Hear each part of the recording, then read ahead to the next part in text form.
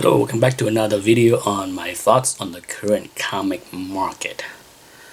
Um, every year around July, I believe the new Overstreet price guide came out every year, and almost every year, I think somebody, a friend or another collector, will ask me, are you going to buy a copy or did you buy one?"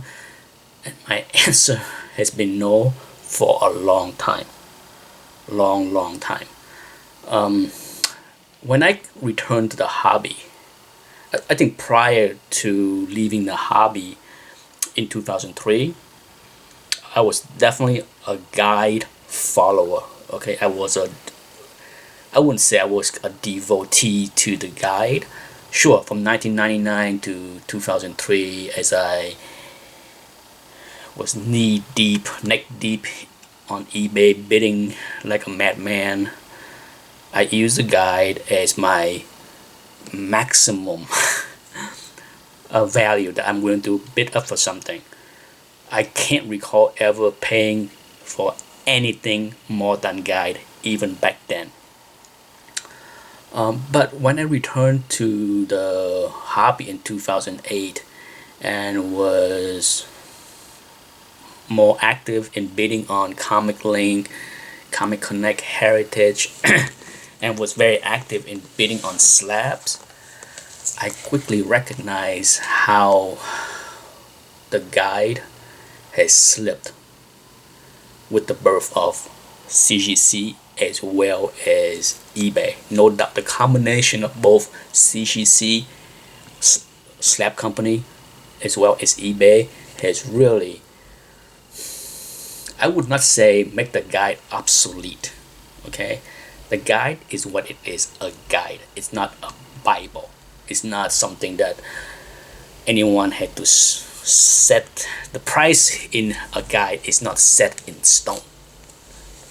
For some reason, some people cannot understand the proper definition of guide. I have had many haggling discussion or argument with dealers or sellers where they said, I am supposed to get this based on the guide. Whenever I hear that kind of nonsense, I can't help but laugh and move on, because once I hear something like that, I am not even going to waste my time sticking around to argue. Supposed to? Based on guide? There is no supposed nothing. It's a free market. Understand the free market or move along. The hobby has passed on by. The problem with the guide is that, for sure, it's not a representative of the supplies and demand. Okay, maybe I will go into a different video talking about scarcity and rarity based on what the guide say, because there's a whole lot of stuff in here that need to be called out because it's not all that correct. Over the years there's a lot of flaws in the guide. I wouldn't say that the guide is useless. The guide is fun, of a fun read. There's a lot of good articles, a lot of market trend articles, comments from dealers and big collectors. Those are interesting to read, no question about it. I buy the guide to read those things. But the last time I bought a guide was, I think, 5 years ago, back in 2010 or 2011. I went on Amazon and bought this used copy of the 2008 guide. It's an old library copy. I don't understand why the library would not keep this. Maybe they just keep the 1 year, and then when they receive the next issue, they toss it away. Make no sense to me, but that's what happened. But that's the last time. Okay. If I see a 2015 guide for cheap, say 2 or 3 years from now, I might grab a copy just to see what's going on. It's no doubt interesting to have. but the guide has been woefully wrong in many areas as far as value. For those that are active in buying and selling, I'm sure you can attest to the fact that it is almost nothing, if absolutely nothing, sell at guide. Things either sell above guide or way below guide, but I don't think anyone on eBay is listing that the guys say $80, so this is my asking price, $80. No such thing. I can't recall seeing a listing on eBay that lists anything at guide.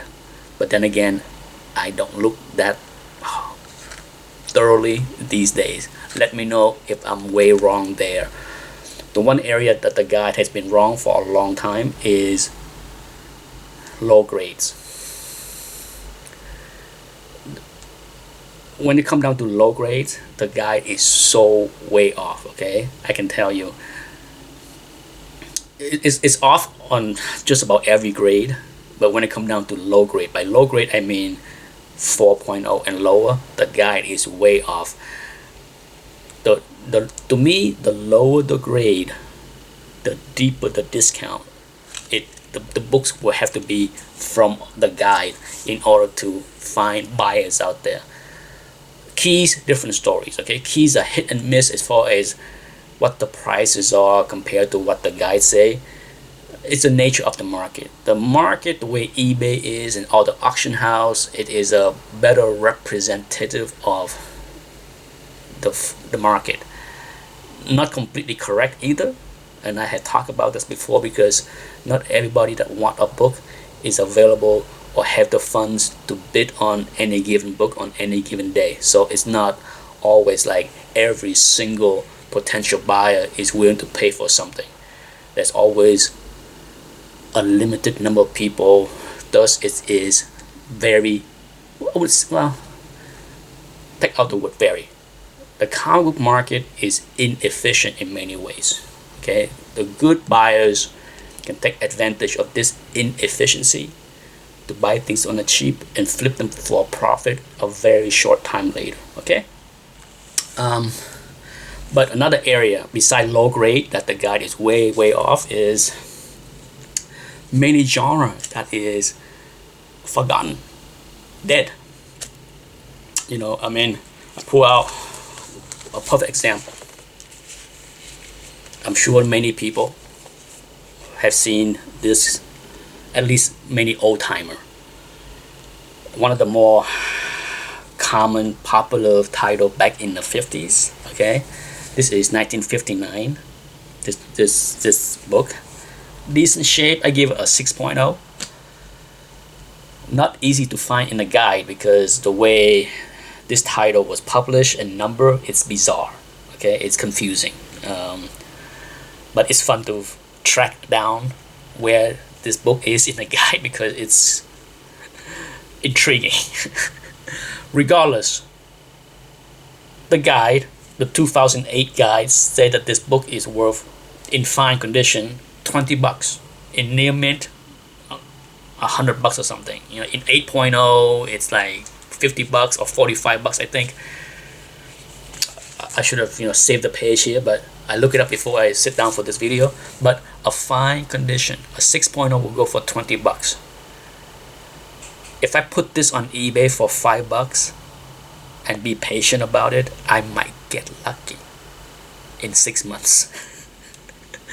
So when it comes down to like books like this, a lot of cartoon books, okay, like Disney, Bugs Bunny, a lot of 50, 60 cartoons books, same thing.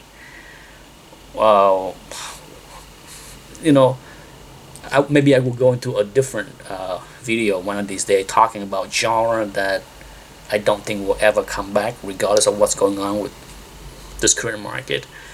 Often in this hobby, when something goes away, it goes away. Okay, but there's a lot of things about the guide that I don't think is all that useful beside the articles. No doubt the articles from dealers, collectors, and the market trend are useful. Let me repeat that, okay? I'm not saying don't buy the guide. I'm just saying that I don't buy the guide. I will read it for enjoyment, but I don't really care what they say about the value of many things. Okay? That's it. That's my thought on the current market.